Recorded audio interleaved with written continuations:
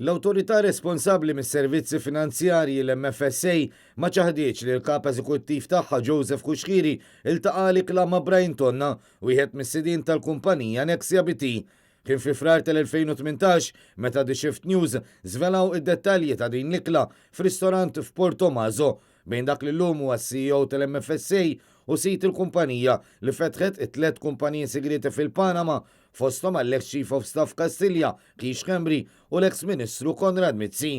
Iżda l-mistoqsijiet ta' Net News kelliem għall-MFSA ma weġibx x'kien diskuss matul din l-ikla. Madankollu lanqas ma ċaħat jekk l-awtorità għadix tħoss li Brian Tonna u Kalċini flimkien mal-kumpanija tagħhom għadhomx adatti għal negozju finanzjarju. Il-kelliem għall-MFSA kien xogħol ħafna fit-tweġibiet tiegħu u tista' tgħid li ma ċaħat l-ebda mistoqsija li saritlu. Minnaħa l-oħra u konferma li l-awtorità ma ħadet l-ebda pass disciplinarju jew imponiet multi fuq Nexia BT u tmexxija tagħha. Net News bat il-mistoqsijiet wara dak żvelat fil-jiem li għaddew fil-qorti u anke l-involviment ta' Nexia BT fl-iskandlu tal-Montenegro.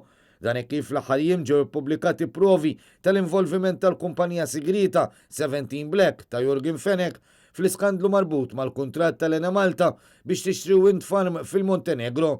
Skandlu li sewa lil pajjiżna 10 miljun euro b'4.6 miljuni imorru fi profitti għand 17 Black.